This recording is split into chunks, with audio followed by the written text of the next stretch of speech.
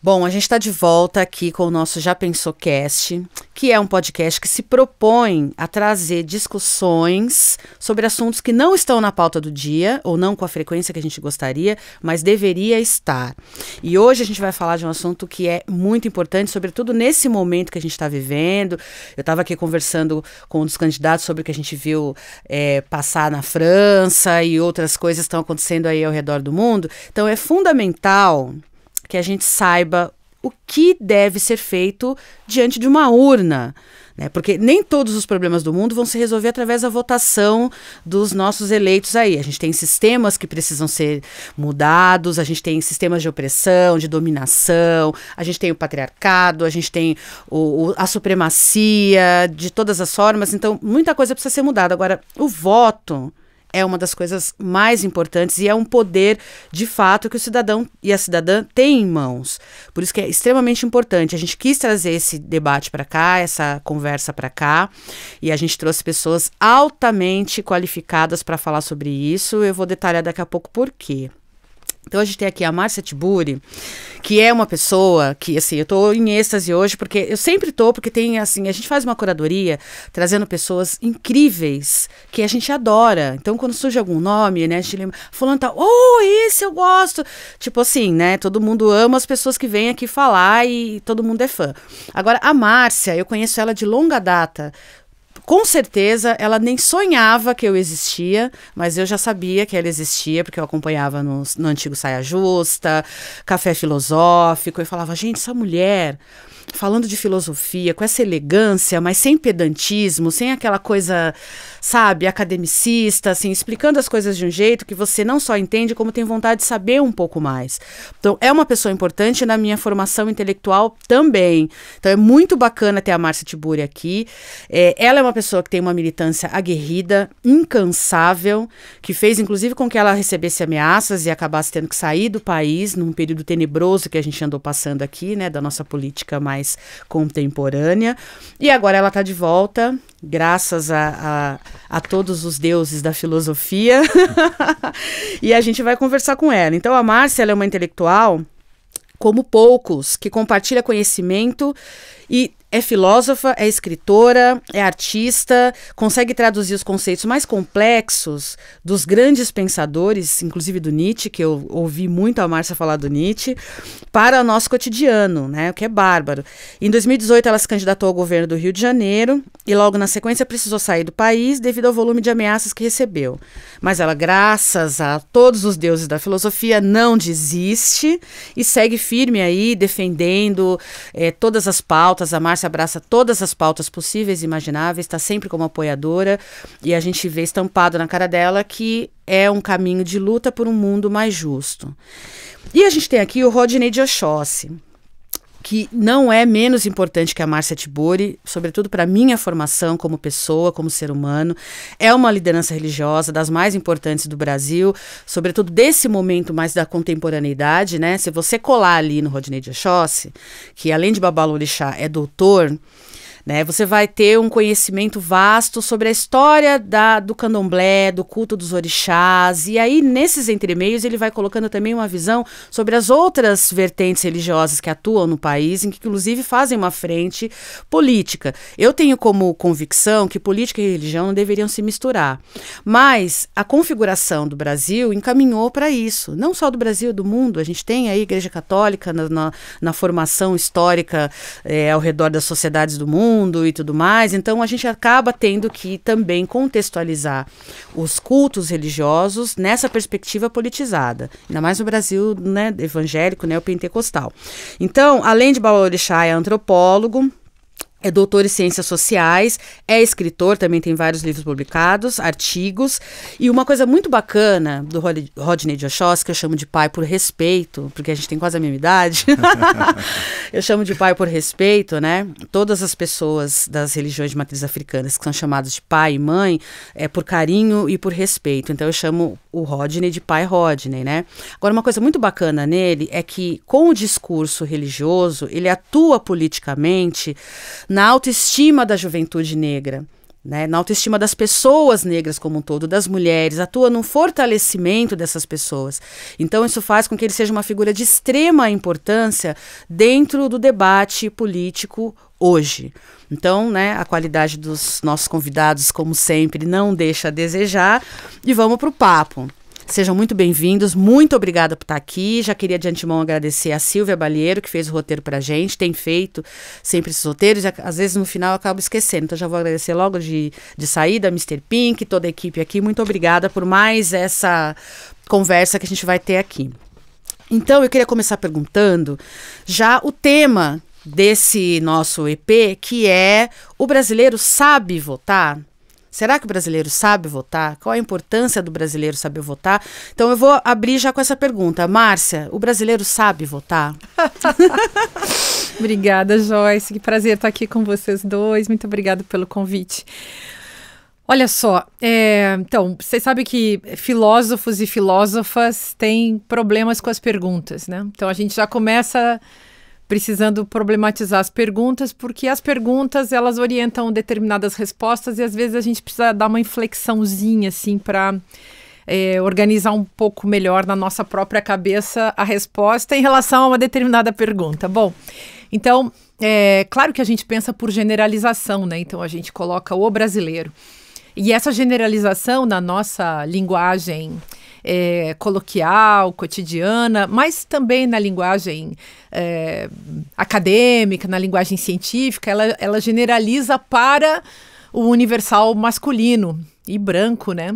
Então, assim, enfim, com todo esse sistema de opressões e privilégios que a gente combate. Então, eu perguntaria assim, se as brasileiras e os brasileiros e os brasileiros, por que eles votam, como votam, e sobretudo eu perguntaria quem manipula o voto dessa população, né? Então, quando a gente pensa numa população, não é muito fácil homogeneizar. Então, você vê, por exemplo, essa polarização que todo mundo percebeu do sul do Brasil com o norte do Brasil, sobretudo com o nordeste.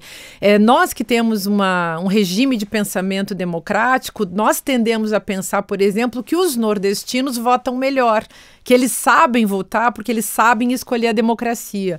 E tendemos a pensar que a população do Sul vota muito mal porque comete e cometeu nos últimos pleitos no Brasil aquilo que a gente chama de paradoxo da democracia. Então, não sabem votar porque na hora de votar escolhem uma proposta que pode vir a impedir o voto da próxima vez. Então, essa contradição, se você votar na democracia, você vai ter mais democracia e mais chance de continuar votando. Se você usar o seu voto, que é para produzir essa chance, ou seja, produzir liberdade, é um gesto livre para produzir liberdade, e você usar isso contra a sua própria chance, a sua própria liberdade, você vai acabar com a possibilidade de fazer o voto. Você caiu no paradoxo da democracia, que é escolher um regime autoritário através de um meio democrático. Então, para mim, essa é uma pergunta que implica toda essa complexidade.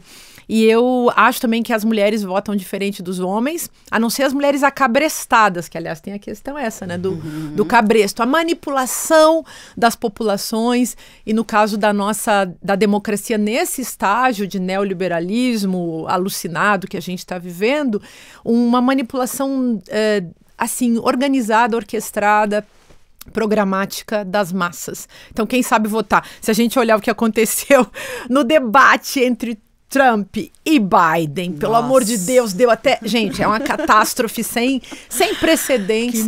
Que os estadunidenses tenham essas duas alternativas. E claro que tudo isso não é casual, tudo isso é uma grande manipulação dos donos do poder também nos Estados Unidos, que são atualmente os donos do império e, portanto, os donos do mundo. Então a gente está realmente numa fria e o voto... ele está no abismo, eu diria que o voto está no abismo, mas isso a gente pode destrinchando. Pegando um pouco disso que você está falando, dessa coisa do Biden com o Trump, né? E indo para um lado mais de generalizar mesmo. Então quer dizer que o homem branco sabe votar, Porque se a gente chega nesse funil, nessa ponta de funil de Biden e Trump, que representam duas facetas diferentes, mas ao mesmo tempo muito próximas do que é a ideia de poder que circula no mundo, então a gente pode dizer que narcisisticamente, sim, eles sabem muito bem o que estão fazendo. Então, acho que os homens na política, de uma maneira geral, com exceções que confirmam a regra, eles agem por narcisismo e interesses próprios e, claro, sempre na manutenção do seu próprio privilégio.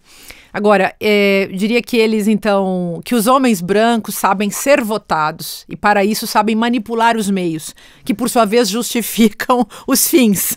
Então, isso que a gente aprendeu lá no começo da modernidade com Maquiavel ainda está em vigência. E é sempre esse voto branco patriarcal capitalista. E essa manipulação das massas através de adulação, de uma produção de identificação da população com alguma imagem. Então, a imagem, por exemplo, do líder autoritário, no caso do Brasil, dos líderes religiosos autoritários, dos líderes fascistas autoritários. E tem a adulação, tem essa identificação e tem também a manipulação do medo, que é super importante. Então, criar o inimigo feminista, o inimigo comunista, o inimigo do candomblé, o inimigo é o outro, o inimigo identitário, que isso é uma das coisas que mais me dá pânico, porque eu vejo também muita gente muito ignorante de esquerda usando essa expressão e jogando com essa pauta. Gente ignorante que eu digo, esquerdomachos muito sem noção, né? Eu sei que eu tenho amigos esquerdomachos, eles sabem como eu penso, enfim, tem alguns que não são ignorantes, claro, mas tem muito homem ignorante na esquerda, é uma tristeza de ver. Exato. Então, hoje em dia, o Sartre diria, identitários são os outros. Você concorda, Pai Rod, né? Márcia tá certa? Tá certíssima, eu concordo plenamente. E primeiro eu quero agradecer pela possibilidade de estar aqui e conhecer Márcia pessoalmente, já acompanho de longa data. E a possibilidade de ampliar esse debate é fundamental para a gente chegar a algum lugar.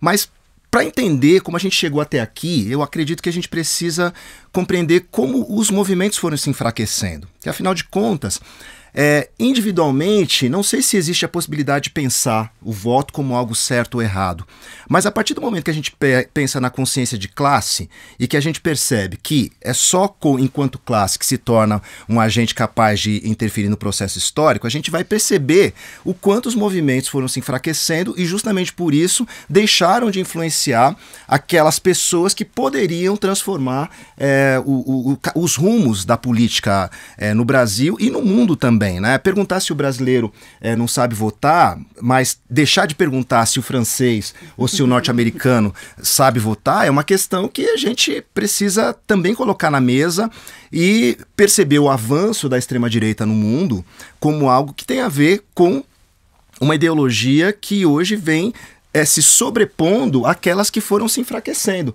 E foram se enfraquecendo porque nas bases houve um enfraquecimento também. Eu me lembro que para que a gente tivesse um retorno à democracia no Brasil, vários movimentos foram se organizando. Dentro da igreja, inclusive, a gente tinha as comunidades eclesiais de base, né? Então as pastorais do negro, as pastorais da mulher, do menor, enfim, várias pastorais que de um jeito ou de outro organizavam as periferias para a conscientização, né? E na hora do voto isso era fundamental. Você tinha o Movimento Negro Unificado, né? Que se organizou ali nos anos 70 e que também trazia, naquele momento, a possibilidade dessa noção, né, de que só enquanto classe, só com essa consciência, nós poderíamos mudar a nossa própria história e a história do país, por conseguinte. E a partir do momento em que todos esses movimentos foram sendo demonizados, né? E de demonização é uma coisa que eu entendo bem, né? Isso fez com que eles também fossem perdendo força. Eles foram sendo criminalizados e aí as pessoas não querem se identificar com nada do que é ruim, né? E eu sei bem porque enquanto Babalorixá, especialmente numa religião de matriz africana, em que eu tenho que lidar o tempo todo, né, com a questão da demonização, da criminalização da minha fé, eu preciso também entender que a minha fé é um movimento social e que dentro da minha fé eu estou conscientizando pessoas e que aquilo que eu passei também pode ser um exemplo para que outros movimentos vejam sobre o que eles estão enfrentando hoje. Então é muito importante que a gente perceba que há na base, né, dos movimentos de extrema-direita nesse momento, um enfraquecimento dos movimentos sociais, que obviamente fortalece esse discurso, mas ao mesmo tempo você tem toda uma diluição, digamos assim, né, desses movimentos que de alguma forma foram se perdendo e obviamente que individualmente você não tem possibilidade de transformar nada. Então é preciso retomar sim as ideologias, é preciso retomar os movimentos, fortalecer os sindicatos, mostrar por que o sindicato é importante para a conscientização do trabalhador, por que o movimento negro é importante para a conscientização da população negra, por que a igreja também tem que cumprir o seu papel, porque afinal de contas, quando você tem uma marcha para Jesus e uma alegoria em forma de revólver, você há uma falência dessa sociedade, né, em que o cristão é capaz de ser conivente com o bonde de Jesus, com os bandidos de Cristo, desde que eles estejam atacando as religiões de matrizes africanas. Então, veja que tudo está conectado, e se hoje eu não tiver um posicionamento político, sobretudo dentro da minha comunidade, certamente eu vou estar contribuindo para que esse abismo se amplie. Então é importante que cada liderança perceba aonde está falhando e para onde tem que voltar. Sobretudo, os nossos políticos progressistas que se afastaram, de certa maneira, das suas bases, né, se afastaram do povo e que, a partir daí, deram margem para que outros ocupassem esse espaço, que é onde faltou o Estado também, e as igrejas neopentecostais têm sido muito ostensivas e, principalmente, têm não só se colocado contra o discurso da Igreja Católica Progressista, que tem a sua ala mais conservadora e que está fazendo eco para esse discurso, né, reacionário, mas também perceber o quanto esse projeto político tem avançado e o quanto, a partir de uma falácia, né, de que você quer o bem de todos, você, na verdade, promove a exclusão e promove aquilo que convém para a classe dominante, que continua impondo a sua ideologia para toda a população. A gente podia dizer, de repente, que o comportamento de certa ala religiosa hoje em dia remete ao período da Inquisição. Certamente. Eu acho que em alguns momentos você tem coisas muito semelhantes. Quando a gente observa o que tem acontecido, por exemplo, na Baixada Fluminense, e Márcia conhece bem o problema do Rio de Janeiro nesse sentido, a gente percebe o quanto o terror, né, tem sido a prática cotidiana contra as populações de matriz africanas. Isso se estende para outras populações, porque veja, tá falando do macumbeiro, mas se tá falando do macumbeiro, tá falando do negro, né, porque ele pode ser um enfermeiro numa sexta-feira vestido de branco, que vai ser confundido com um macumbeiro e vai tomar pedrada, né? E ele pode, sendo um preto, ter uma Bíblia na mão confundida com um revólver. E isso a gente está vendo acontecer o tempo todo.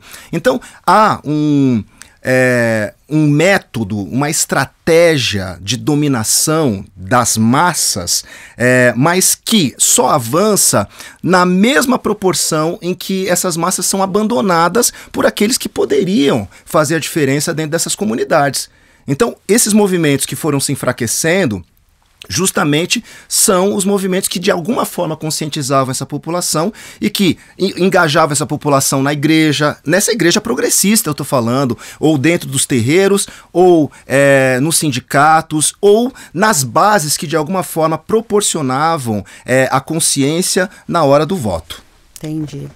E aí, Márcia, o que a mídia tem a ver com o voto? Os meios de produção da linguagem são os meios de produção da consciência e da inconsciência, né? E claro, o caminho, né, da manipulação acontece por aí. Porque tudo isso acontece no nível religioso, no âmbito religioso, mas a imprensa ou a mídia, que deveria ser a emissária da informação, não está falando sobre isso. E e aí falar para as pessoas, né? Porque tem muita gente que não consegue ver que uma televisão, que uma empresa de rádio e televisão, enfim, que é uma corporação e que é uma corporação que tem fins lucrativos e que visa o dinheiro, visa o lucro. Então, quem esquece que a notícia é uma mercadoria hoje, Quer dizer, a gente precisa sempre lembrar que tem um pano de fundo, que é um sistema econômico-político, é uma economia política, que é também...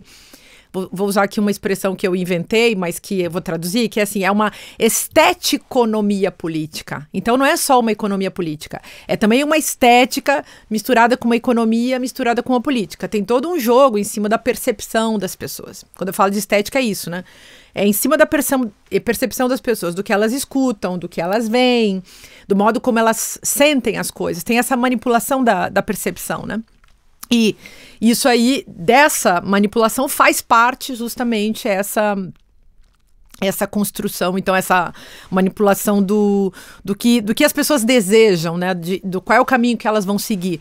E, claro, então, lembrando que a mídia, esse campo da mídia é isso, a gente talvez consiga entender onde que é essa mídia, onde o jornalismo ali virou publicidade, e onde é esse meio publicitário está controlando a sua cabeça, sua percepção, seu corpo, sua alma, sua sensibilidade, sua visão, sua audição, para você escolher um determinado candidato, como acontece nas igrejas. Eu nunca vou esquecer do Crivella.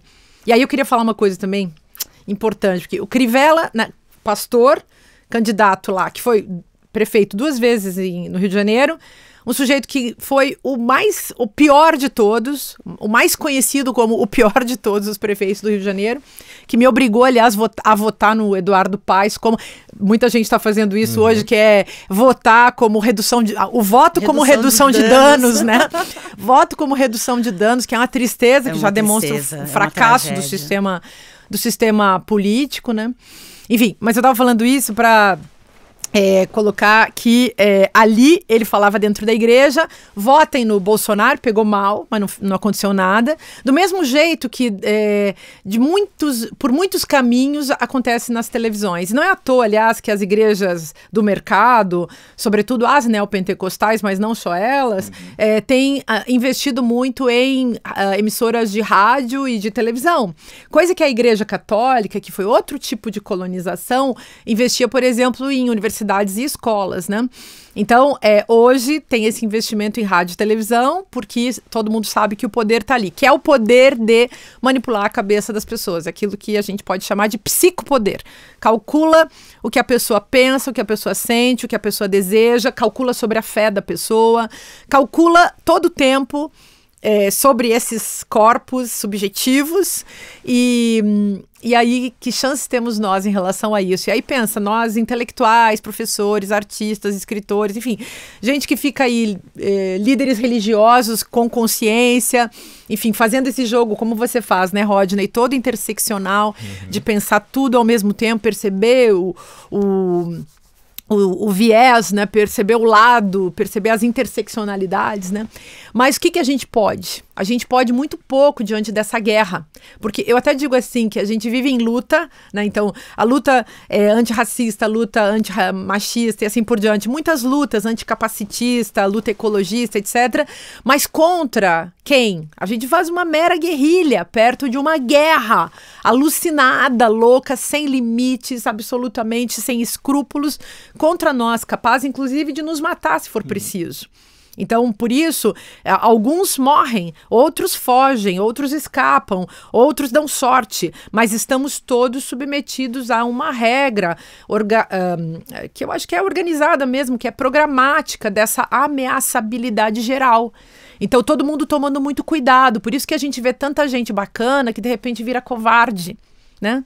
E por quê? Porque o convite é esse também, ou você cala a boca, ou você vai ser perseguido e pode até chegar a ter uma vida destruída, mesmo quando fica vivo, né? E isso foi generalizado. De caso Marielle Franco, né? Exatamente. É por aí. E aí é o seguinte, na era da pós-verdade, qual é a fonte mais confiável de informação, já que a gente tem uma mídia totalmente... Antigamente se dizia a mídia era o quarto poder, hoje em dia a gente pode dizer que ela é o segundo poder. Então, como é que a gente consegue extrair informação de qualidade nesse cenário tão caótico? Assim, eu digo informação como um todo, mas principalmente a informação necessária para que você consiga pensar num candidato, numa candidata e entender que ele pode ser aquela pessoa que vai representar o projeto de sociedade que você tem. Pois é. Então, eu acho que Antes de mais nada, as pessoas precisam descobrir, e isso vai ser muito difícil, porque cada um precisa descobrir se a sua atenção lhe pertence. Então, será que meu pensamento me pertence? Eu estou falando da atenção, porque a atenção é que está capturada nesse processo de indústria cultural, sociedade do espetáculo, sociedade excitada pelo choque, pelo controle, na verdade, a dominação da sensibilidade, do pensamento, a evitação da reflexão, né? Então, você tem que perceber se você está sendo livre naquilo ali mesmo, se você está autônomo no processo. Se você está conseguindo perceber o que está acontecendo. E aí, talvez essa seja a grande pergunta que nós possamos, talvez seja até nosso dever colocar essa pergunta para as pessoas. Vocês estão entendendo o que está se passando com vocês? Você sabe qual é o jogo de poder que está sendo jogado sobre vocês, sobre a sua vida? Que é isso que o pobre coitado, a pobre coitada da cidadã que entra desesperada numa igreja ali na Consolação, não sabe. Quer dizer, desespero todos nós teremos, todos nós, menos os super ricos, mas até eles, talvez, em algum momento da história, talvez eles tenham a chance de ter algum sofrimento subjetivo que não seja falso. Mas isso é difícil, porque se a gente pensar de um ponto de vista materialista histórico, nós somos forjados pelos contextos onde a gente vive e pelos nossos bens, inclusive. Então, ser mais rico ou mais pobre, ter mais ou menos segurança nesse território econômico faz toda a diferença na nossa subjetividade. Não sei quem foi que disse, não fui eu que inventei, mas acho uma sentença genial, que ser pobre é muito estressante, né? Então, isso é uma coisa, talvez tenha sido Gessé Souza até, mas enfim, essa coisa de ser pobre e ser estressado é bom a gente lembrar. Então, na hora de votar, como é que fica, né? Em quem que a gente vota? Às vezes tem momentos que são desesperadores. 2022 foi um momento desesperador, né? Enfim, e aí, como votar direito? Eu penso, vamos controlar tentar assumir o controle da nossa atenção, perceber a diferença entre os meios de comunicação, buscar caminhos de reflexão, ou seja, quem puder fazer um curso. Tem tanto curso de ciência política, de antropologia, de filosofia, de psicanálise. Estudar para construir um lastro pessoal, para se tornar um sujeito autônomo, acho que é uma coisa boa. E aí, claro, nós não temos tempo para gastar com toda a mídia. Imagino que você vai conseguir assistir todos os canais. Pensa na esquerda, né? Que, aliás, é outro problema para a gente discutir. Mas pensa assim, só essa mídia mais progressista, mais democrática, né? Que difícil você acompanhar tudo aquilo. Então, em geral, as pessoas escolhem um ou dois para escutar. E aí você vai deixando alguém fazer a sua cabeça. É perigosíssimo, né? E aí vem esses mesmos veículos de esquerda, às vezes eles escolhem certas pautas e certos assuntos de um jeito totalmente errado. Por quê? Porque, assim, mesmo um jornalista tem que continuar estudando, né, gente? Eu sou uma professora de filosofia, você é um antropólogo, a gente segue você, Joyce, passa a vida estudando também os seus assuntos do seu campo. Quem não continuar estudando pode fazer um péssimo jornalismo. E aí tem o jogo, que acho que na fala do Rodney isso apareceu muito, o jogo da responsabilidade. Quem vai ser responsável? Quem fala publicamente tem que ser responsável. Se a gente é jornalista, professor, intelectual, não importa, né? Qualquer frente que você trabalhe, que você está dando a cara e está colocando o seu discurso para um número de pessoas, não importa se é 1 milhão, são 10 pessoas, são 15, a responsabilidade tem que ser a mesma. E eu queria só abrir um parênteses para dizer o seguinte, toda vez que a gente fala para a pessoa, tem que estudar, tem que continuar estudando, muitas pessoas, mas você está sendo elitista, porque estudar é caro, exige investimento, e não é bem assim, né? Claro, se você quiser fazer uma PUC, uma Mackenzie, uma coisa do tipo, você tem que ter um dinheiro. Agora, ao longo da minha vida, eu nunca tive dinheiro. Eu sempre fui pobre, desde que nasci. É ancestral a minha pobreza, entendeu? Agora, eu sempre busquei, eu falo isso em casa, eu tenho filhos, né, sou mãe e tudo, eu sempre falei, a gente tem que buscar, ninguém vai trazer pra gente. Então, se você buscar, você acha um livro, você acha uma live hoje em dia, com a coisa da internet. Quem me dera 30 anos, quando eu era adolescente, quem me dera ter internet para ter um canal de informação, para ter onde buscar conhecimento. Eu tinha que caminhar, andar 1 hora para chegar numa biblioteca, mas eu ia. Aí a pessoa pode falar assim, mas eu trabalho, eu tenho tanta coisa para fazer, fico cansada. Então, mas se você não tiver essa disposição, o seu cansaço vai triplicar, porque você fica à deriva de um sistema que quer justamente que você fique esvaziado, que você fique pobre de conhecimento. E a gente tem caminhado para isso, inclusive com a internet como amparo. Você falou em psicopoder, eu lembrei de um livro do Byung-Chul Han, do filósofo coreano, fazendo essa leitura de como os meios de comunicação de internet, né, na verdade, os meios virtuais, também estão, hoje em dia, equiparados, né, que teve um tempo que a gente fazia militância pela internet, e isso ajudou muitas causas, reverberou muita coisa, mas eu vejo que esse campo está cada vez mais contaminado também, justamente por essa pobreza de informação, né. Pai, como é que você faz para ter um canal de informação, para se alimentar intelectualmente, para manter essa sua vitalidade intelectual, que serve tanto para os jovens, para as pessoas, não só com quem tem uma afinidade ou que pratica os rituais das religiões de matriz africana, mas para toda e qualquer pessoa que olha para você, ouve seu discurso e vê credibilidade naquilo que você faz. Veja, né? Você disse a palavra-chave, responsabilidade. E também lembrar que o pensamento é uma prescrição. Portanto, quem está prescrevendo esse pensamento? E aí o cuidado que eu tenho que ter, né, quando coloco uma informação, ainda que seja uma provocação, mas é importante que eu tenha cuidado, porque eu também, quando de alguma forma fomento um discurso, eu sei o que eu espero do outro, eu sei qual é a resposta que eu estou esperando, e principalmente como é que eu vou rebater, né, aquilo que eventualmente pode surgir. Então esse cuidado que a gente tem que ter nas redes sociais é um cuidado que eu sempre levo e principalmente considerando a informação que eu gostaria de ter. A informação, o pensamento, a provocação que eu gostaria de fazer. Então, dentre tantas coisas que eu faço nas redes sociais, há temas que às vezes surgem como um tema da semana, seja de política, seja de costumes, enfim, mas que eu coloco lá sobre tal coisa. E ali eu vou discorrer com a minha opinião a respeito daquilo, mas sempre respaldada sobre algum conhecimento, alguma coisa que eu já li, alguma coisa que eu aprendi na faculdade, nessa faculdade que a gente fez com todo sacrifício, a gente sabe bem, né? Não havia, né, as políticas públicas quando eu estudei na PUC e a gente tinha que ralar. Eu lembro que você estava na minha defesa de doutorado e a minha orientadora, ela disse que eu era um bom estudante quando eu era da graduação, mas que eu não me dediquei tanto ao doutorado, né? E você lembra bem que foi uma defesa muito tensa, mas eu tive que lembrar ela que naquele momento da minha graduação, eu ia para a biblioteca passar o dia estudando, porque eu tinha sido orientado a fazer isso, porque eu precisava ter boas notas para pleitear uma bolsa na universidade. Então era uma condição, passar na casa de família onde minha mãe trabalhava, pegar o almoço que ela não comia, para que eu ficasse o dia inteiro na universidade estudando para tirar um monte de 10, para poder, na hora de pleitear que o meu débito fosse transformado numa bolsa, eu poder ter esse argumento, eu sou um bom aluno. Então a gente teve todo o esforço, né? E além do esforço, a gente teve que contar com os nossos, porque não é só o esforço pessoal nesse caso que conta. Então é muito importante saber em que família eu fui formado, em que comunidade eu fui formado, em que movimento social eu fui formado também, e a partir desse lugar é que eu vou analisar todas as coisas que estão nos provocando nesse mundo que a gente vive.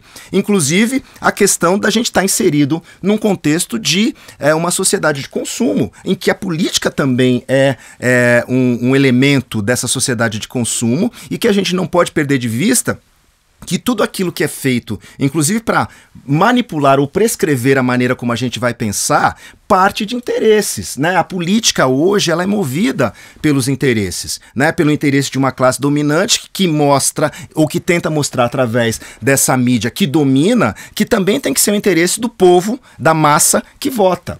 E aí, quando você não tem o confronto, o terreno está fértil para que esse pensamento da classe dominante seja prescrito para todos. Então, pensar em como a gente vai reverter isso, porque afinal de contas, né, a gente precisa ter esperança para continuar vivendo, porque eu não dou conta de viver sem esperança, não só por ser um religioso, acreditar na força dos orixás para mudar tudo isso, mas, olha, às vezes haja ebó pra Exu, viu, para dar conta disso tudo, gente, porque, afinal de contas, é muito complicado quando você tem que convencer e que disputar com uma mídia hegemônica, e você só tem um aparelho de celular né, até que a gente tem bastante seguidores, né, e gente que de fato está reverberando aquilo que a gente fala. Que bom que a gente tem essa possibilidade, esse canal, mas ainda é muito pouco diante desse poder que a Márcia bem trouxe pra gente e que a gente está enfrentando isso todo o tempo, inclusive no tete a tete ali, no corpo a corpo da política, né? Quando a gente é ameaçado, quando os nossos corpos são ameaçados, quando a nossa existência é ameaçada. Então, talvez mostrar para essa pessoa que está comprando esse discurso de que ele tá com raiva porque o celular que ele tá pagando em 12 prestações, o cara foi lá, puxou da mão dele enquanto ele tava esperando o carro de aplicativo, e aí ele quer ter uma arma para dar um tiro no cara, né? E aí vem a pessoa e faz esse discurso. E aí como é que a gente reverte isso? E como é que a gente fala para essa pessoa que a coisa é diferente? Então é muito complicado, porque você também tem um território em que a violência vai sendo mantida justamente para fortalecer esse discurso, em que a fome vai sendo mantida, em que todo tipo de vulnerabilidade é mantido para que essas pessoas colham dessa esperança, não esperança no sentido de esperançar, mas esperança no sentido de esperar mesmo que um dia ele receba as bênçãos e que tenha o direito a essa prosperidade que o pastor tem, que o político tem, e que essas pessoas que foram favorecidas por toda uma lógica de opressão histórica, né, e mantida por séculos e séculos, mas que na verdade vem desaguar nesse mundo que a gente está hoje, e que a gente está aqui, ó, meia dúzia, pensando no que a gente quer para todo mundo, mas sem possibilidade de chegar até essas pessoas por meio de um veículo que nos coloque para dialogar com a massa, né? Mas que massa é essa? Essa massa começa ali, ó, na base da comunidade. Vai ter que ter paciência, mas vai ter que ter ali, ó, o diálogo, mostrando, conversando com um, com o outro, no botequim, na escola de samba, na roda de capoeira, na igreja, no terreiro, e isso vai se ampliando, Então, se a gente não acreditar que existe uma saída, que existe uma possibilidade, não tem como a gente reverter essa situação realmente, porque aí a gente vai entregar os pontos. Então, eu sou um esperançoso, eu quero ser um esperançoso, mas eu sei que às vezes fica muito difícil ter esperança nesse mundo que quer me matar todo dia. Mas se eu tô sobrevivendo, é minha obrigação assumir minha responsabilidade e dizer, olha, vambora, gente, porque um tem que proteger o outro pra gente continuar vivo. Exatamente. Vocês acham que o sistema eleitoral brasileiro precisa mudar? Um sistema distrital no qual os eleitores votariam em candidatos do seu entorno seria menos suscetível à onda de fake news? Sabe, eu tenho muita dificuldade com qualquer mudança no nosso sistema eleitoral, porque acho que um voto distrital, por exemplo, que produziria essa impressão de uma democracia mais direta, né? Num país coronelizado, em que o opressor tá ali no bairro, pensa no Rio de Janeiro com as suas milícias, que a pessoa vota não só acabrestada, mas com revólver. Eu vi isso na cabeça, né? Então, no Rio de Janeiro, a gente vai fazer campanha política, você já não entra numa determinada rua, não entra num determinado bairro. A polícia, em quem você já não pode confiar também, já te liga para dizer, não vai em tal lugar porque lá a milícia do fulano tá de olho em você, né? Como aconteceu comigo. Então, é muito complicado aplicar isso no Brasil de uma maneira genérica. Eu não mudaria nada nesse momento. O que eu acho que precisa acontecer é uma invasão bárbara na política, que já vem acontecendo. A gente viu o assassinato hediondo da Marielle Franco, por exemplo, produziu um efeito inesperado para esses políticos hegemônicos aí, os donos das bancadas. Hoje não é mais bancada da Bíblia, isso, aliás, foi um efeito do movimento das mulheres nas últimas semanas. Agora a gente tem... Caiu a máscara da Bíblia e apareceu a realidade do estupro. Então agora é a bancada dos estupradores. Bom... Eu chamo de a bancada dos pervertidos. São os pervertidos, são os caras defensores do estupro, né? São os pedófilos, a bancada pedófila, exato. Estupradora, enfim. É isso. Então, eu acho muito bom que a gente conseguiu fazer isso nos últimos tempos, porque o que veio aí na cena? A força das mulheres. Então, a gente precisa continuar invadindo esse território. Em 2015, quando a gente criou a partida, não tinha nenhum movimento para mais mulheres na política. De lá para cá, surgiram muitas e muitas mulheres. 2018, Marielle é assassinada daquele jeito. A resposta das mulheres foi genial.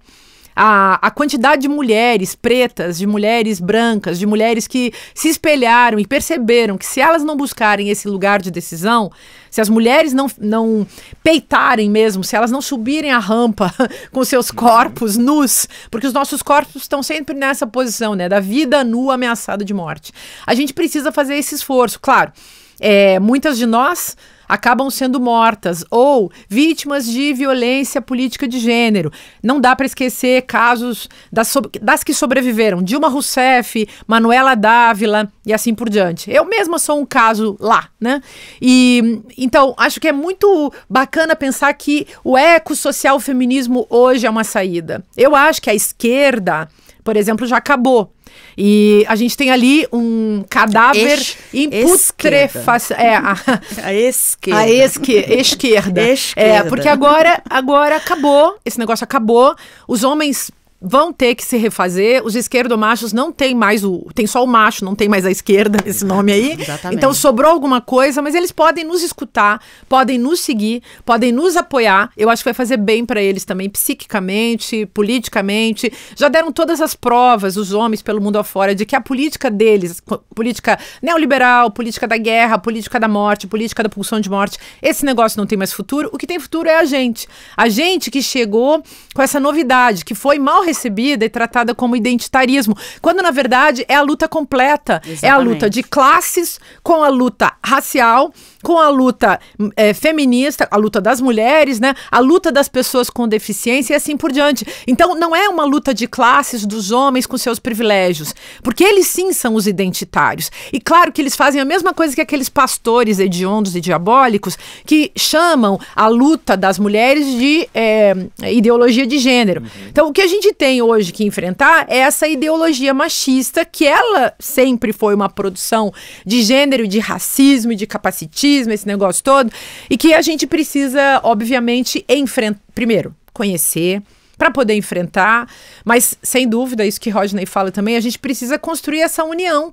E essa união se dá porque a gente sabe, como dizia Audre Lorde, feminista negra no começo disso tudo, não existe hierarquia de opressão. Você pode ser uma mulher branca, como eu sou, ou uma mulher cis, como eu e você somos, e nós somos pessoas que não estamos defendendo direitos de mulheres brancas ou mulheres cis. A gente está defendendo direitos de mulheres e de mulheres negras e de pessoas que sofrem violência em função de sua plasticidade corporal, das marcas do capacitismo e assim por diante. A gente está na luta por uma sociedade mais justa, que não é a luta da sociedade de classes apenas, até porque a sociedade de classes, a faceta rebaixada e explorada dessa sociedade de classes também explora pessoas, e a gente acha que podemos fazer uma luta mais complexa, mais completa, mais lúcida e realmente capaz de transformar o mundo, porque com essa velharia aí, bom, com todo respeito, sem ser as etarista. reproduções de Biden e Trump, né? Sim. Porque eles eu acho que a gente pode falar com muita tranquilidade sobre isso, porque a gente não está pautando pela idade em si, a gente está pautando por uma expressão do que é de fato o velho, que é aquilo que é ultrapassado, que já não presta mais, que não condiz com o momento que a gente vive do mundo, né? São personas que já estão desgastadas. É o emblema. É o emblema, né, Joyce? Não é pelo tanto número da idade, é pela pela simbologia que tá ali não é o neles. etarismo, mas é isso mesmo. É o emblema do homem branco, caquético, caduco. É isso. Acabou. Aquela caducidade não é desejável para a política. E esses caras, por isso que dá pra gente falar com todas as letras, esses caras impedem a chegada do novo. É E isso, aí, eles a Le Pen, atravancam. o que fez a Le Pen, que é uma esperta? A Le Pen pega aquele menino novinho lá e dá lugar pra ele. O que aconteceu? O menino vai lá em cima. Por quê? Porque todo mundo tá louco de expectativa pela novidade. E aí, se a gente não jogar isso também na esfera progressista, na esfera democrática, se a gente não colocar para as pessoas uma coisa nova, novidades mil que sejam capazes de atualizar a nossa demanda ecológica, econômica, psíquica, religiosa, vai acabar tudo e vai ficar, enfim, tudo na instância aí do cadáver, né? Como a gente viu com Biden. O simbólico do fim mesmo, né? Você mudaria, Pai Rodney, ou alguma coisa do sistema não eleitoral? mexeria em nada, eu tenho medo. Quando falam em qualquer tipo de mudança, por exemplo, e acho que usam isso até como uma ameaça, né? A possibilidade de mudar a Constituição, né? Isso é uma pauta que a direita tem trazido muitas vezes, né? A possibilidade de todas essas emendas e mexer na Constituição de 1988, que está longe da perfeição, mas ainda assim é aquilo que nos permitiu chegar até aqui com o mínimo de dignidade, né? Com o mínimo de dignidade. Então é importante que a gente perceba o quanto a gente precisa aprimorar a legislação, precisa aprimorar as instituições, mas é importante que a gente perceba também nessa possibilidade de mudança, sobretudo nas mudanças que às vezes essa extrema-direita quer impor, que há uma tentativa de dominação, né? E uma tentativa de dominação dentro daquele esquema fascista que a gente sabe que tem sido a pauta nesses últimos anos. Então esse cuidado, né, para mexer no sistema e a contestação do sistema, né, tem sido algo que eles têm usado com muita frequência, né? Quer dizer, tem que mudar para o voto impresso, o voto tem que ser manual. Tudo mistificação, tudo mistificação, é tudo para desviar a atenção das pessoas. O que eu acho grave, por exemplo, é a tentativa de anistiar os partidos que não cumpriram com as cotas destinadas às mulheres e aos pretos, por exemplo. Então, isso é uma coisa urgente, isso tem que ser mantido, mas o que os homens brancos, donos do campinho, fazem? Eles vão lá e mantêm os seus privilégios. Então, não tem saída, não dá pra gente reivindicar, nem esperar nada dessa gentalha. O que a gente tem que fazer é forçar a barra e ocupar esses espaços a nosso favor, a favor de uma hegemonia da democracia, do campo democrático, que não é feito dessa gente que está no poder hoje. Então, se a gente não muda o sistema eleitoral, porque tem essa série de riscos que podem agravar ainda mais o estado de coisas que a gente tem, e aí se discute se é voto impresso, se é por urna eletrônica, fica nesse ping-pong de discussão, mas ninguém discute a questão, por exemplo, do voto obrigatório. Você acha, por exemplo, Pai Rodney, que o voto obrigatório melhora ou piora esse sistema eleitoral que a gente tem? Olha, eu não sei se o voto é obrigatório. O comparecimento é obrigatório. Mas a pessoa pode chegar lá, votar em branco, votar nulo, enfim. Agora, essa obrigatoriedade do comparecimento é algo que pode ser pensado, mas num prazo, eu diria, mais longo. Porque, afinal de contas, a gente precisa usar também essa estratégia a favor. Eu acredito que se apropriar do que tem para transformar a sociedade. Então, o que a gente tem? Se as instituições estão corrompidas, como é que a gente vai minimamente transformar essas instituições? Mesmo a questão do voto obrigatório é uma coisa com a qual a gente precisa saber lidar, até porque há cada vez mais um número de abstenção. Né? Todas as eleições têm mostrado isso. Então, isso é um sintoma do quê? Será que essa pergunta tem sido feita? Então, eu acho que a gente precisa atacar os sintomas antes de chegar a discutir se deve ou não ser obrigatório. Eu não acho que seja o problema. Sinceramente, eu não acho que esse seja o problema. Eu acho que isso gera uma outra questão para a gente discutir, né? Por que as pessoas não comparecem para votar, mesmo sendo obrigatório, né? Então, por que as pessoas se desiludiram com a política? Por que as pessoas não confiam na política? E aí eu acho que a gente precisa começar a trabalhar de uma outra maneira, né? Gerar um interesse para que as pessoas discutam política, mostrar que a política é uma coisa que faz parte da nossa existência, né? A nossa existência é uma existência política, né? E trabalhar essa noção a partir de um outro lugar que mostre a pessoa que ela está decidindo não só o futuro do país, mas ela está decidindo o futuro dela também, né? Porque a pessoa não consegue se perceber como esse agente que vai transformar. E a gente precisa mostrar que o voto dela é importante, mas que esse voto só vai ter sentido de transformação quando também houver um movimento por trás, né? Ou essa pessoa fizer parte desse movimento que está pensando na transformação, que está pensando na mudança. Maravilha. Você concorda, Márcia? Totalmente. Acho que precisamos de uma campanha para conscientização acerca do voto. Concordo total. E acho que chamar para responsabilidade, sabe? Assim como imposto é obrigatório, ter documento é obrigatório. Acho que o voto tem que permanecer nesse estágio histórico, né? Pensando sempre nessa linha do materialismo histórico, ou seja, onde é que nós estamos, o que está acontecendo. Eu acho que é importante que isso continue sendo obrigatório. Embora tenha todos esses problemas. Então as pessoas não votam, então as pessoas estão desinteressadas. Me pergunto, por que um cantor sertanejo tem 60 milhões de seguidores no Instagram? Ninguém tem a obrigação de seguir o cara, as pessoas seguem porque é divertido. Mas elas não sabem que elas foram obrigadas a gostar desse cara. Elas não fazem a menor ideia de como o desejo delas foi conduzido a isso. Ela não sabe, quando ela participa aí da igreja do Deus Mercadoria, elas não sabem, elas acham que elas são livres, elas acham que Deus, entre aspas, as chamou para isso, que Deus as conduziu a esse lugar, quando na verdade elas foram conduzidas a isso por mãos e manipulações, né? E palavras humanas muito bem dirigidas para atingir o seu lugar, digamos, teofisiológico da sua experiência, ali, ou aquele lugar onde você acredita nas coisas, né? E eu acho que o voto tem que ser pensado na mesma linha. As pessoas têm um voto conduzido, quer dizer, ter consciência sobre, quero dizer, a consciência estética, a consciência da fé e a consciência da democracia a gente precisa ter. E pensar dialeticamente tudo isso. O voto não vai deixar de ser dialético. Eu sou obrigada. Imposto também não. Sim. Eu preferia não pagar imposto, mas tenho que pagar. Eu preferia não votar, mas tenho que votar. Aí, só que no caso do cantor sertanejo, eu não tenho a obrigação de escutar aquilo. Por que eu escuto aquela porcaria que devora meu cérebro? Essa é a questão.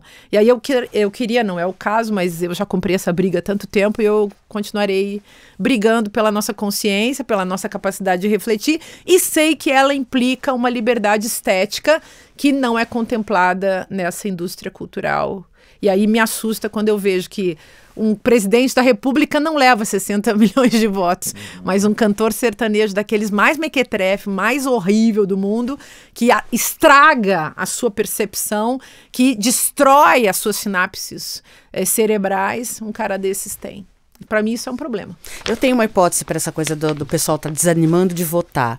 Porque também acho que, assim, é importante, tem que ter essa conscientização sobre o voto e tem que ter a conscientização também do pós-voto. Porque durante muito tempo, assim, eu tenho 48 anos, então fui crescendo e vendo as pessoas retornarem a esse processo democrático de votar, de escolher candidato. Mas aí a pessoa acha que, fui lá e fiz minha parte. Eu ouvia muito pessoal mais antigo, né, meu avô, vó e tal. Já fiz a minha parte. E não, o voto é o começo da sua parte, né? A gente vê, por exemplo, teve votação dos conselhos participativos, conselho de moradia, de habitação, conselho da infância, conselho de segurança pública. E cadê as pessoas votando nessa turma? Ninguém fica nem sabendo que tem essa... E aí é a participação social, né? Você começa votando, mas depois você tem que estar lá cobrando. Eu não vejo as pessoas invadindo a Câmara Municipal para bater de porta em porta, para saber o que seu vereador fez, o que seu deputado está fazendo, né? Se ele cumpriu as promessas de campanha.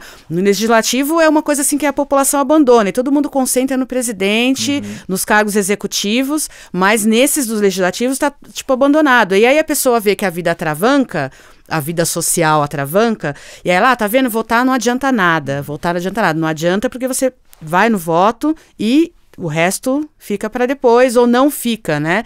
E aí precisa ter essa conscientização mais aprofundada. A política é uma prática cotidiana também, exatamente, né? Eu sempre lembro da minha tia, Natália, que hoje está com seus 80 e poucos anos, na eleição...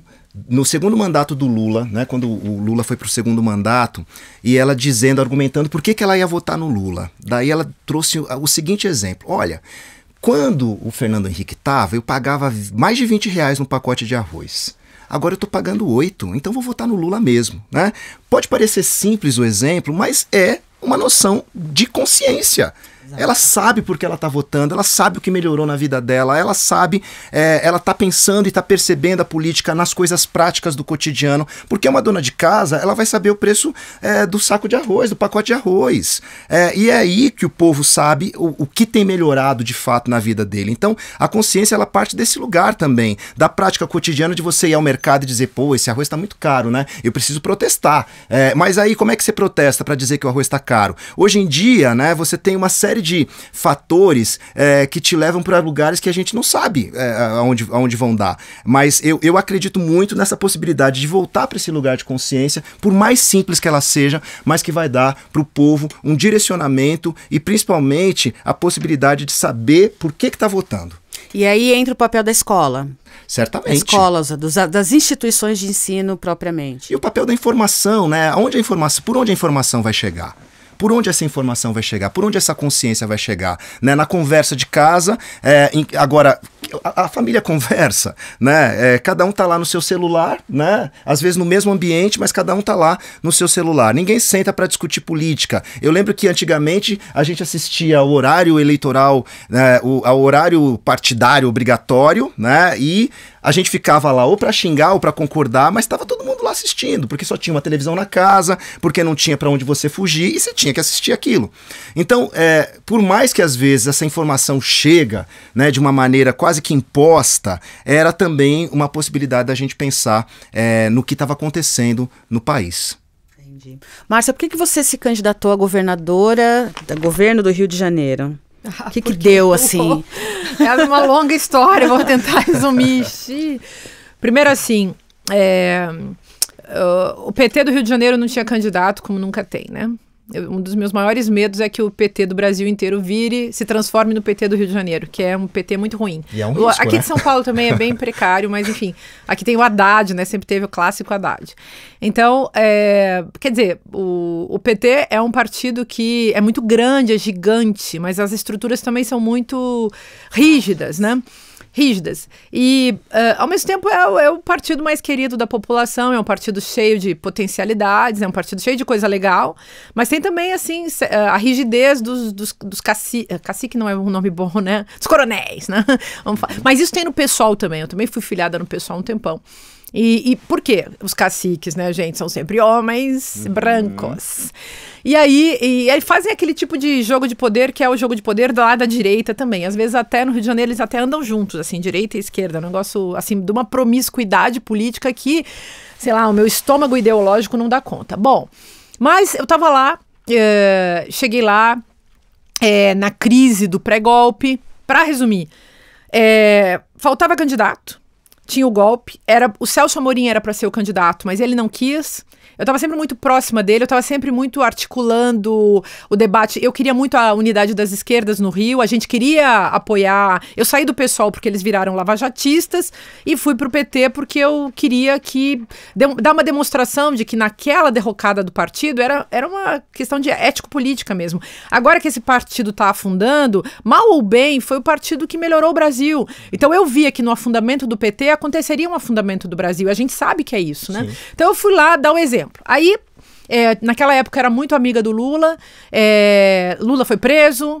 Aí, enfim, mas teve esse jogo também de eu ser a candidata do Lula.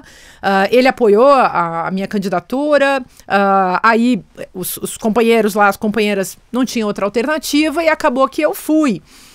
Eu também estava para sair do Brasil já desde o começo do ano. Eu não saí do Brasil porque eu tenha tido essa ideia brilhante. Eu fui convidada por uma instituição que defende escritores perseguidos fora do Brasil. O homem que levou aquela facada do lado do Salman Rushdie, de 22, foi aquele homem que me mandou um e-mail em 2018 me convidando para sair, porque ele sabia que todos os meus lançamentos de livros estavam sendo invadidos pelo MBL, que eu sofri uma campanha de difamação, que eu estava sendo atacada por todos os lados, pela extrema-direita. Eu avisei todo mundo pelo mundo afora, onde eu pude falar.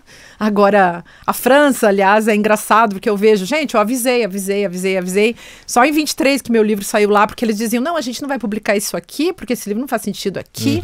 Tá bom. Agora o livro anda lá vendendo pra caramba. Então, por quê? Porque a gente viu, né? Eu vi o que estava acontecendo, aqui. O livro do fascismo é de 2015. Eu vi, olha aqui, chegou, isso aqui é uma tecnologia política, vai funcionar. De 2017 eu disse, 2016 eu disse, Bolsonaro vai ser o presidente. E não é evidência no sentido religioso, búzios, né? Não jogou os búzios para isso, né? Análises políticas, estético-políticas levam à evidência. É isso que eu fiz.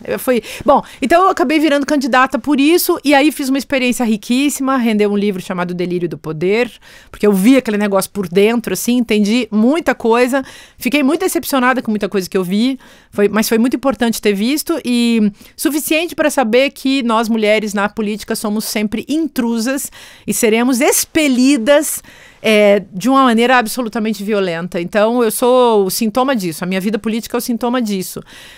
Não me arrependo do que fiz, porque eu não me arrependo. Eu sou uma pessoa de Áries, com Lua em Áries, com ascendente Sagitário. Eu não me arrependo, mas espero nunca mais ter que fazer uma coisa dessas, e acho que dá pra gente fazer política por outros caminhos. A política com P maiúsculo, e dá pra gente... Acho que a minha posição também de professora de filosofia me obriga a ocupar um outro lugar na esfera pública. É isso. Mas acho que as mulheres têm que se candidatar. Então, pensando no que a Márcia está falando, tem uma conversa que é assim, mulher não vota em mulher, preto não vota em preto. Né? Existe alguma... E aí faz sentido, a gente ficaria aqui por mais um programa falando sobre isso, né?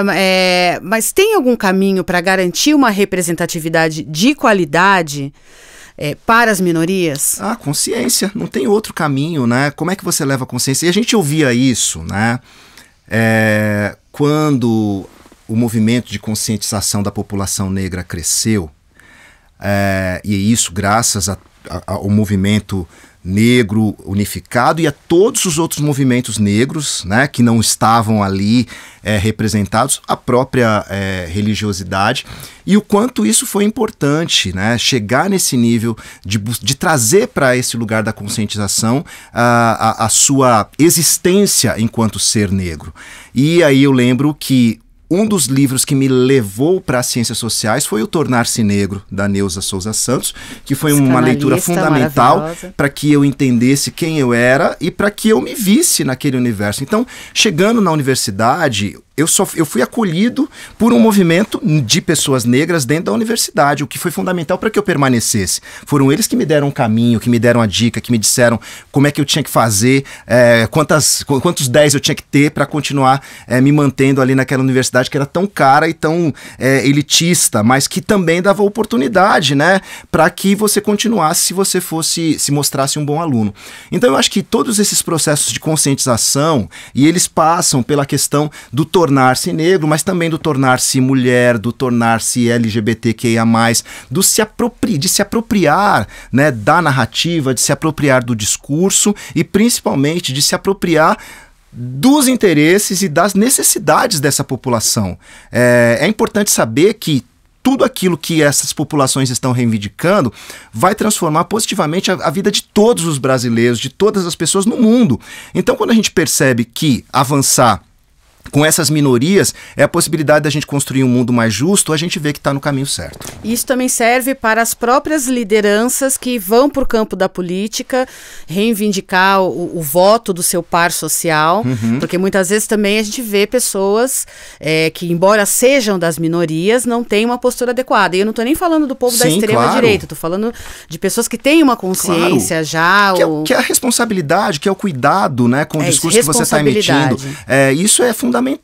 Agora, pensar a partir desse lugar que traz essa consciência, né? Você tem que saber quem você é para saber quem você vai influenciar e, principalmente, sair desse campo da identidade não é uma coisa fácil. E não precisa sair do campo da identidade. A gente pode avançar e deslocar a noção de identidade para a noção de resistência, que é uma coisa que eu tento mostrar que é possível e que é necessário, né? Sai da noção de identidade, mostra que a gente também está num campo de resistência, e aí eu, um homem preto de candomblé, posso dialogar com uma mulher preta evangélica que está lá com o filho dela sendo ameaçado porque está com guarda-chuva na mão e pode tomar um tiro. Então a gente encontra caminho para dialogar, e mostra que no campo da resistência nós continuamos do mesmo lado. Nossa, maravilhoso isso, adorei ouvir isso. E assim, aí a pergunta, finalizando, né, encaminhando para o fim, que a gente deve estar ali estourando, eu queria que vocês falassem qual seria o caminho para engajar a população a refletir sobre a importância do voto e exercer a sua cidadania no voto e para além do voto. Que difícil, hein, também, porque, vê, no caso do Brasil, uma coisa é você, sei lá, pensar isso localmente, né, pensar num país inteiro é complexo, a gente precisa de campanha, e hoje em dia a política também foi muito reduzida à publicidade, isso que é o caminho, ao mesmo tempo é o problema, porque no campo da publicidade você gera desejos, e gerar desejo significa produzir a manipulação. Então, acho complicado. As instituições teriam que estar atentas e ativas. Então, as escolas. Mas olha o que é feito da educação no Brasil. Há muito tempo, não é de agora. A destruição da educação faz parte da história do Brasil. E essa educação que vai sendo cada vez mais neoliberalizada e cada vez mais sequestrada pelos setores econômicos que vão produzindo escolas adequadas à manutenção da diferença, da desigualdade de classes, na verdade, né? E da diferença, da desigualdade no sentido geral, né? Dessa diferença negativa, vamos dizer assim. E aí, como trazer a escola para a democracia? Como fazer uma escola para a democracia? Não adianta falar. E não tem, digamos, um caminho único, porque nós teríamos que colocar a população brasileira inteira, a partir de um governo responsável, a agir numa determinada direção. Veja, até agora, o governo federal, por exemplo, não revogou o tenebroso novo ensino médio. Então, assim, tá atrasado isso, sabe? Tá pegando mal, inclusive. Tá pegando muito mal. Tá ruim isso. E tá sendo muito difícil a gente não falar disso. Quer dizer, para quem é filiado ao partido como eu, para quem é uma professora como eu, é muito complicada essa parte. Bom, mas tem que ter esse engajamento. E aí, claro, tem muitas outras coisas que eu acho que o governo tem que se envolver. Por exemplo, o governo está atrasado em relação à desfascistização do Brasil. E terá uma belíssima derrota. Belíssima ironia, tá, gente? Obviamente. Terá aquela derrota ali em 2026 que vai ser triste de ver. Por isso, muita gente do campo democrático que está preocupada, a gente fala assim, vamos tentar construir uma vida própria nos próximos 2 anos, uma vida para as nossas comunidades, porque em 2026 é certo que vai ganhar a direita. Se ganhar a direita, a gente já pode ficar menos triste que uma extrema-direita daquelas assim ferozes, né? Francesas. E Bolsonaro, vou dizer, nem foi tão feroz perto do que é possível. Exatamente. Então, estou dizendo, o governo está, em São Paulo a gente fala assim, comendo bola, né? No Sul a gente fala comendo mosca. Mas o que podemos nós fazer? Eu sou uma mera cidadã, vocês também aí, vocês estão na vida de vocês, trabalhando para sobreviver, né? E a gente está vendo. Mas votamos nesse governo justamente porque a gente tinha altas expectativas. Eu continuo com altas expectativas e esperando. Pai. E às vezes a gente vota esperando a revolução e o governo vem para segurar a revolução.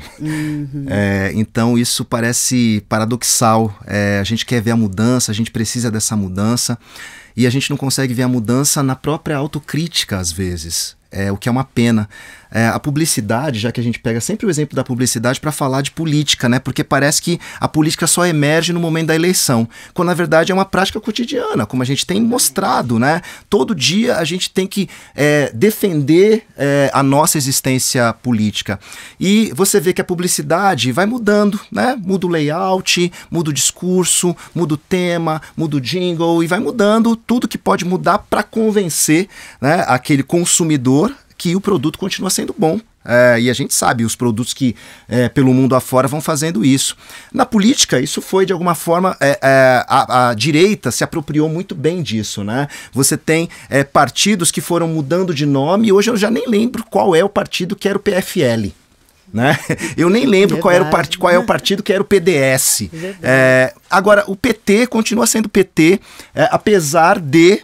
Né? Não estou dizendo que o PT tenha que mudar, mas o PT continua sendo PT apesar de toda a demonização em torno dessa sigla PT. Por que essa sigla não foi capaz também de se rever? Por que essa sigla não ampliou, né, para Partido dos Trabalhadores? Por que em vez de dizer PT, nós não passamos a dizer Partido dos Trabalhadores como uma solução de você tirar o que foi demonizado e apresentar uma solução publicitária que leve para uma outra forma de pensar na transformação que aquele partido está propondo, porque é isso, no fundo, os partidos de direita estão querendo mostrar que se transformaram a partir da mudança da sigla, mas eles mudam para continuar os mesmos. E talvez o PT, de fato, tenha que mudar para pensar nessa mudança para que os outros não continuem achando que ele é o mesmo. Exatamente. É como o senhor falou, sair do lugar da identidade para ir para o lugar da resistência. É isso, a gente tem que parar com essa coisa de achar que a gente precisa trocar por uma outra coisa, né? Fazer aquela guinada para ir para um outro lugar. Na verdade, você pode fazer um deslocamento, né? Você pode fazer um deslocamento e esse deslocamento continua abraçando o conceito anterior. Quando a gente fala, por exemplo, hoje está muito comum a gente falar de reexistência. Mas isso não desconsidera a resistência como um conceito importante, assim como o conceito de resistência não desconsidera a identidade como um conceito importante. Aliás, um só existe por conta do outro. Mas como a gente pode, a partir desse lugar, compreender que a sociedade também está demandando outro discurso. Outro discurso e outro layout. E talvez a gente também tenha que aprender com a publicidade e se apropriar dos instrumentos que eles estão usando com muita habilidade. E nisso, né, a gente precisa ficar muito atentos às retóricas, porque o identitarismo branco e rico, né, capitalista, ele nunca é questionado. Na Europa, o movimento identitário é de direita. Uhum. Então é muito ofensivo que essa gente aí fique fazendo esse discurso. Em geral são homens antigos, sim, né? E mesmo aqueles jovens que tentam fazer aquela performance do velho militante, uhum, né? Às vezes o cara tem 40 anos e tá fingindo que é um velho de 70 para pegar bem ali na cena política. E a gente tá ligada nas cenas, né? Nessas performances, em como a pessoa está se apresentando para parecer o quê, né? Que é todo o jogo da manipulação também. Agora, como a esquerda tem performado? Aí é que tá, né? É isso e muito mais. A gente podia ficar aqui conversando há umas 5 horas, tem assunto pra caramba ainda, segui o roteiro, dei uma fugida um pouco, mas enfim. Vocês ouviram que a gente tem 2 figuras aqui que representam muito da resistência, da reexistência, né, dessa saída do lugar da identidade para o lugar da resistência, enfim. São pessoas sérias, comprometidas, que discutem política, que estão no debate, independente do lado político, de esquerda, de direita, enfim. A gente precisa de pessoas assim que têm esse comprometimento, que têm essa lucidez, né, para a gente conseguir se guiar. E eu acho que uma das coisas que fica por aqui é que o voto, ele é o começo da sua cidadania. Muita gente morreu para que hoje em dia a gente pudesse votar. Muita gente ainda morre em muitos lugares do mundo para ter este direito, que não, é um direito, mas ao mesmo tempo também é uma garantia de que em alguma instância a gente consegue ter o mínimo de influência naquilo que vai ser decidido sobre nossas próprias vidas. A gente vai ficando por aqui, mas eu queria terminar pedindo para o pai Rodney e para a Márcia Tiburi falarem onde as pessoas encontram. Quem não conhece, né, ainda, vai encontrar vocês aí pelas redes sociais. Eu queria que vocês falassem mais sobre isso, mas eu também queria falar do livro que a Márcia Tiburi está lançando, que é O Mundo em Disputa. Um dos mais de 30 livros que a Márcia já lançou. Esse aqui é mais um. Todos são extremamente recomendados, porque são livros importantes. E a gente é colega de editora, Civilização Brasileira maravilhosa. Então leiam Márcia Tiburi, ouçam Márcia Tiburi, ouçam pai Rodney. Aonde? Eu tô lá na rede social, no Instagram, atuando toda semana, Rodney Williams, já vai aparecer minha cara preta linda. Maravilhoso, é isso. E vamos conhecer também o Ilê O Ilê Obaquetu, Axé Minilá, né, nosso terreiro de candomblé e nosso espaço, nosso território de resistência. Maravilhoso, eu já estive lá várias vezes, o axé é maravilhoso de fato. Então, quando tiver as festas, conheçam e contribuam, Sim, enfim, atendam o chamado conosco. para resistência prática. É isso. E Márcia? Olha, eu também uso o Instagram, não muito bem assim, mas tem um Instagram lá, @MarciaTiburi, e eu tenho também um site, porque hoje em dia eu sou uma professora independente, né? Então eu dou cursos livres de filosofia.